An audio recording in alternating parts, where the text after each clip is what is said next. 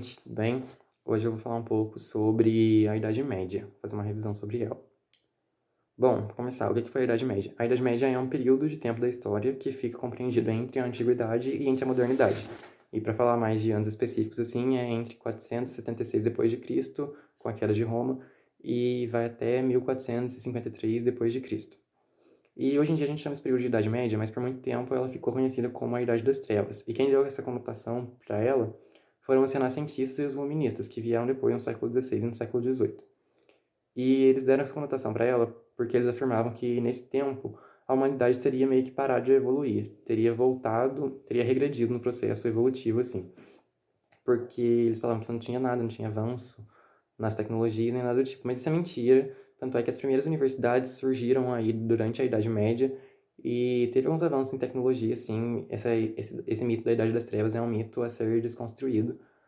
E em contrapartida dessa Idade das Trevas propostas pelos renascentistas e pelos iluministas, teve também uma visão super romântica, assim, da Idade Média, que foi dada pelo romantismo no movimento literário.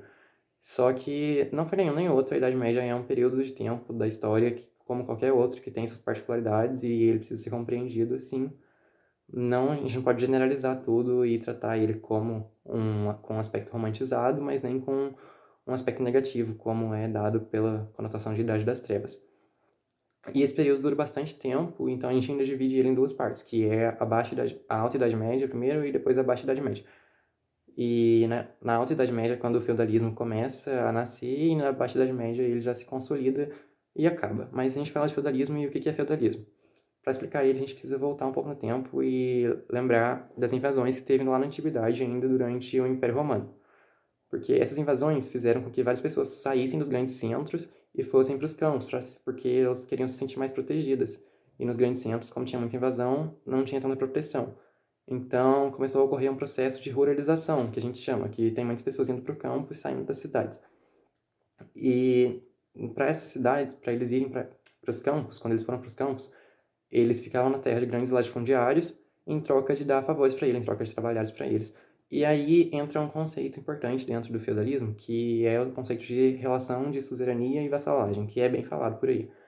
Só que às vezes as pessoas confundem. A relação de suzerania e vassalagem é uma relação entre um suzerano e um vassalo. Mas o que é um suzerano? O suzerano é o dono de um grande pedaço de terra. E um vassalo é um nobre que fica cuidando desse pedaço de terra pro seu senhor, né? Pelo seu suzerano, tava esquecendo a palavra. E ele também é nobre, os dois são nobres, tanto o suzerano quanto o vassalo.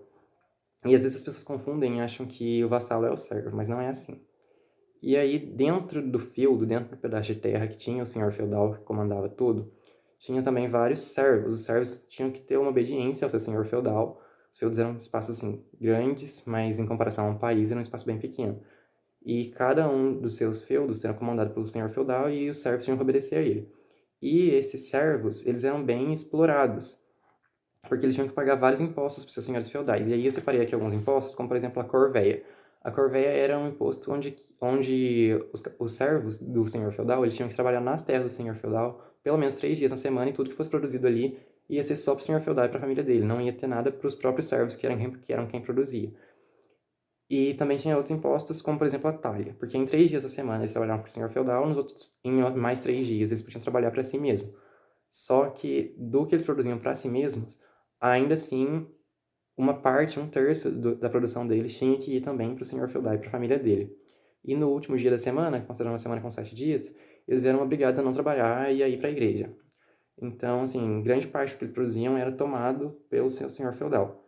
E também tinha impostos como a mão morta, que era um imposto que tinha que pagar para o senhor quando os servos morriam, e o dízimo, o vintém, que era de 10 a 20% das coisas que tinham que ir para a igreja, porque a igreja era importante na época, a gente já vai falar disso.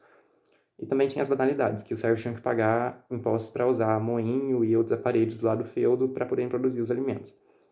E, como vocês estão vendo, eu estou falando bastante de produção de alimentos, porque a economia da Idade Média é bem baseada na agricultura. O comércio, ele não cresce tanto durante esse período, só mais para o final, que daí a gente tem o renascimento comercial e o surgimento assim, da burguesia. A gente vai falar isso no final da aula. E a sociedade da Idade Média, a gente pode falar de pelo menos 3 grupos que eram bem importantes, assim. Tinha o clero, que era o primeiro, assim, numa pirâmide social, eles eram os mais importantes. o clero tinha uma importância fundamental. A Igreja Católica é uma das instituições mais importantes da Idade Média. E logo abaixo do clero tinha a nobreza. Os nobres também eram bem importantes e nem o clero nem a nobreza tinham que pagar impostos. Quem pagava imposto era só o terceiro estado, que eram os trabalhadores, que eram 97% da população. Então, se você pegar o primeiro e o segundo estado, eles somam só 3% da população e eles tinham muitos privilégios em cima dos trabalhadores. Então é bom saber disso, que desde a cidade aí, os pobres já são sempre bem explorados. E a sociedade era praticamente estamental, não tinha quase nenhuma chance de mobilidade social, de você sair de uma classe e ir para outra. Só mais pro final, que daí, com o nascimento da burguesia, alguns burgueses conseguem comprar títulos de nobreza, mas mesmo assim eles ficam mal vistos pelos outros nobres, que são nobres, assim, de sangue. E a política na Idade Média é bem fragmentada, porque a gente ainda tem a figura de um rei, mas o rei não tem tanto poder porque existem os feudos, pequenos pedaços de terras onde tem um senhor que manda ali. Então, o senhor feudal tem bastante poder no seu feudo. E então não é uma coisa tão centralizada como um grande império num rei. A política é mais descentralizada. E a divisão de terras no feudo é importante vocês saberem também que tem uma divisão assim, é o manso senhorial, que é a terra só do senhor feudal, que é onde o servo tem que trabalhar 3 dias por semana. Tem o manso servil, que é o manso dos servos, onde eles têm que trabalhar para eles, mas ainda assim, uma parte ainda tem que ir para o senhor feudal, que é a talha. E tem as terras comunais, que era meio que um manso de todo mundo. E aí, dentro da Idade Média, como eu já falei, a Igreja Católica é uma instituição importantíssima, então a gente tem que falar um pouco dela. Porque, assim, o cristianismo, ele começou no século I, né, da era cristã, e a gente já viu que lá pelo ano 313 o Constantino se converte, depois é institucionalizado como religião oficial do Império Romano e tal. E o cristianismo, que antes era perseguido pelo Império Romano enquanto ainda era politeísta, ele passa a ser perseguidor na Idade Média. E aqui a gente precisa lembrar da figura do apóstolo Paulo também, que é o apóstolo Paulo da Bíblia, que ele foi bem importante para disseminar o cristianismo assim na Europa. Só que depois do Constantino, o cristianismo se alastrou ainda mais. E depois começou a ser perseguidor. E aí a gente tem um órgão da Inquisição, que é bem conhecido assim pelas pessoas. Tem a Inquisição e tem o Tribunal do Santo Ofício, que são instituições dentro da Igreja Católica que visam perseguir os hereges, as pessoas que discordavam da igreja e eles consideravam como hereges e eram perseguidas e às vezes mortas. E tem bastante discordância quanto a isso, quantas pessoas a igreja matou, quantas pessoas a igreja torturou. Mas, assim, a gente sabe que essas instituições existiram na Idade Média e na Idade Moderna também, e não dá para negar isso, pelo menos não pela história oficial e para os vestibulares. E é bom lembrar que a igreja não acabou com Roma, tanto é que ela ficou bem mais forte na Idade Média. Roma caiu, mas a igreja começou a se meter mais com política e ficar bem mais nesse meio. Tanto é que ela tinha que abençoar os reis em algumas culturas para os reis poderem governar bem, tinha o Papa indo lá e coroando reis. Então ela fica bem importante mesmo e bem metida com política. E a gente divide ela ainda a gente faz algumas divisões dentro da igreja. Como, por exemplo, entre clero regular e clero secular. O clero regular eram pessoas que se afastavam das cidades e iam viver em mosteiros, assim, que viviam uma vida só de reza, de oração. E tinha o clero secular, que era mais envolvido com as pessoas mesmo. E aí, dentro do clero secular, a gente ainda divide em alto clero e em baixo clero. O alto clero eram as pessoas mais ricas, os papas, os arcebispos. E o baixo clero era o clero mais pobre, assim, um padre, um vigário, coisas do tipo. Então tem essa divisão de alto e baixo e a divisão entre clero secular e clero regular. E um movimento importante da Igreja Católica nesse momento aí da Idade Média são as cruzadas. O que são as cruzadas? São várias expedições que visam, têm vários objetivos, mas são expedições dos católicos europeus contra os muçulmanos, principalmente, mas também contra outras minorias, como os católicos ortodoxos, os judeus e pessoas de outras confissões cristãs que eram consideradas heréticas no momento. Então, tem várias expedições que vão e atacam outras pessoas de outra religião e tem objetivos políticos nisso. A igreja queria mais terras, tem objetivos econômicos, que ela queria mais riqueza. E isso aí tudo tem grande perda, né? Várias pessoas morrem e tal.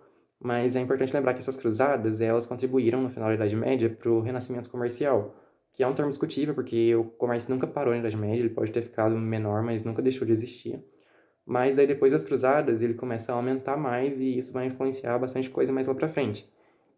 E muitas pessoas iam para essas cruzadas porque eles acreditavam que se eles morressem numa guerra assim contra um muçulmano ou contra algum herege, as pessoas iam direto para o céu. Então isso conseguiu fazer com que a igreja influenciasse bastante pessoas das camadas mais baixas assim a irem nessas guerras porque eles não tinham nada a perder, a vida deles já era ruim Então, se eles morressem e fossem para o céu, eles estavam com a vida ganha, né? Não tinha nada a perder. E a gente tem que falar um pouco dentro da igreja ainda, que as primeiras universidades que eu falei que surgiram na Idade Média surgiram justamente por causa da igreja, porque era precisado para formar sacerdotes e coisas do tipo. E a gente fala que a Idade Média é bem fragmentada assim, entre os feudos, mas tem uma exceção a isso, que é o Império Bizantino. O Império Bizantino é o que a gente chamou na aula de Roma de Império Romano do Oriente, que não caiu quando o Ocidente caiu. Esse império, ele consegue ter um imperador que manda muito, tem um poder bem centralizado, e dentre os vários imperadores que o Império Bizantino teve, um importante é o Justiniano, que foi um governo bem totalitário, ele perseguiu algumas pessoas no governo dele, tinha várias punições bizarras, assim, e ele é o mais conhecido, assim. E a capital do Império Bizantino era Constantinopla, que era uma região que antes se chamou Bizâncio, então por isso que é bizantino. E Constantinopla era uma região muito estratégica, porque tinha acesso a vários mares, e isso facilitou o comércio marítimo. Porque apesar de ter pouco comércio na Idade Média, o Império Bizantino ainda fazia comércio assim consideravelmente. E a figura dele é importante também, porque o Império Bizantino, em um momento, ele, por volta do ano 1040, ele rompe com a Igreja Católica. E aí eles criam sua própria igreja, assim, que é a Igreja Ortodoxa, que existe até hoje e é bem forte. A Igreja Ortodoxa tem algumas diferenças em relação à Igreja Católica, mas ainda assim tem várias semelhanças, só que eles não estão em comunhão com o Papa. E isso até hoje é assim. E é esse momento que eles rompem com a Igreja Católica fica conhecido como Cisma do Oriente, porque é um verdadeiro cisma entre as igrejas. E é importante lembrar disso, porque às vezes cai em vestibular também. E aí tem os povos germânicos, que é bom saber também, porque os povos germânicos atacaram Roma e fizeram com que Roma caísse. Só que eles continuaram influentes depois disso, principalmente os povos francos, que eles trazem novos costumes e ajudam com a formação e a consolidação do feudalismo. E aí tem várias dinastias, como a dinastia Capetinga, Merovingia, e a gente não precisa guardar esses nomes dos francos assim, mas é bom saber que eles tiveram sua importância para consolidar o feudalismo e para trazer novos costumes. E eles tinham bastante relações com a igreja também, então os francos são importantes por causa disso. E é bom saber do Islã também, porque a gente fala dos muçulmanos, das cruzadas, entre guerras entre muçulmanos e católicos, mas o que são muçulmanos? Então, mais ou menos por volta do ano 700, o anjo Gabriel teria descido do céu e falado com o profeta Muhammad, que às vezes a gente chama de Maomé, mas isso é um pouco... Os muçulmanos não gostam de chamar ele de Maomé, então o mais certo é falar Muhammad. Escreve Muhammed. O profeta Muhammad teria recebido a revelação do anjo Gabriel e teria escrito a partir disso o Corão, que é o livro sagrado dos muçulmanos. E tem uma certa confusão aí entre árabe e muçulmano, ou islâmico. Muçulmano e islâmico é a mesma coisa. Só que tem uma confusão entre árabe. Porque o que é um árabe? Um árabe é uma pessoa que nasce numa região lá. Então tinha várias tribos árabes antes. E um muçulmano é alguém que pertence a uma religião, que é o Islã. Então a gente não pode fazer essa confusão. E lá na região árabe, tinham várias tribos que eram politeístas. E aí depois que o anjo Gabriel teria dado a revelação ao profeta, ele conseguiu unificar bastante essas tribos. Ele começou a perseguir também os templos politeístas e coisas do tipo, mas no fim ele conseguiu unificar bastante dessas tribos e conseguiu ficar mais forte por conta disso. Então ele também teve sua importância, e até no norte da África ele conseguiu influenciar, porque várias pessoas do norte da África se converteram ao Islã. E o Islã tem 5 pilares, que é bom lembrar, que é o monoteísmo, principalmente, só há um Deus para eles, que é Allah, e o seu último profeta é Maomé. Então a figura de Jesus Cristo para ele ainda existe, eles ainda acham que Jesus Cristo é o Messias, mas eles não acham que Jesus Cristo é Deus, como a gente tem no cristianismo com a figura da Santíssima Trindade, e nem que Jesus foi crucificado. E tem várias outras diferenças também, isso aí é só algumas delas. E todos os dias eles têm que fazer 5 orações, têm que ser direcionadas a Meca, que é uma cidade santa para eles. Eles têm que fazer caridade, que é outro pilar. Tem que guardar o Ramadã, que é um jejum que fazem num mês lá do calendário deles. E tem que ir a Meca pelo menos uma vez na vida, se for possível. E é importante lembrar de um momento aí no Islã, que foi a Hégira. Porque o Maomé ele foi perseguido em alguns momentos por causa da religião dele. E aí ele teve que ficar migrando. E aí, numa dessas migrações, tem a Hégira, que dá início ao calendário dos muçulmanos, que existe até hoje e é diferente do nosso. Eles não estão no ano 2000, eles estão no ano 1400 e alguma coisa, porque o Corão teria sido revelado lá pelo século 7. Não preciso guardar a data exatamente. E aí, para finalizar, quase no final, na verdade, tem uma coisa importante de se dizer que é sobre os reinos subsaarianos, que são os reinos lá da África. A gente tem um certo preconceito quanto à África, mas nesse período da Idade Média, tem um reino lá, que é o reino de Mali, que fica muito rico. Então a gente pensa na África como um continente pobre, coisa do tipo. Mas aí, nesse tempo, tem um reino lá, que é o reino de Mali, que fica tão rico que o rei de lá viaja para Meca e ele gasta seu dinheiro lá. E ele gasta tanto dinheiro que isso bagunça tudo a economia lá de Meca. Então não pode ter esse preconceito para chegar numa prova de vestibular contra algum continente, porque os vestibulares cobram bastante disso, de ter um respeito à diversidade e coisa do tipo. E aí, para finalizar, a gente fala da crise do feudalismo, que ocorreu na Baixa Idade Média, e a formação dos Estados modernos. Porque teve um renascimento comercial, que foi bastante influenciado pelas cruzadas, e aí algumas feiras começaram a surgir, umas feiras para comércio mesmo. E algumas dessas feiras começaram a ficar fixas em alguns lugares. E aí isso fez com que algumas cidades fossem crescendo por ali. E assim, a gente chamava essas pequenas cidades assim de burgos, e é daí que vem o nome de burguesia. Os burgueses eram os próprios comerciantes que comercializavam aí nessas feiras. E aí eles ajudam com isso e faz ter um crescimento urbano maior. E aí os artesãos começam a formar corporações de ofício com o tempo, onde vários deles trabalhavam juntos para ficar melhor o comércio. E as relações de servidão aos poucos vão caindo, e daí isso vai gerando uma certa crise no sistema feudal que era vigente até então. E aí no século XIV acontece um monte de coisa tudo junto que faz de vez acabar com tudo. Que no século XIV tem fome na Europa, que mata mais de 10% da população.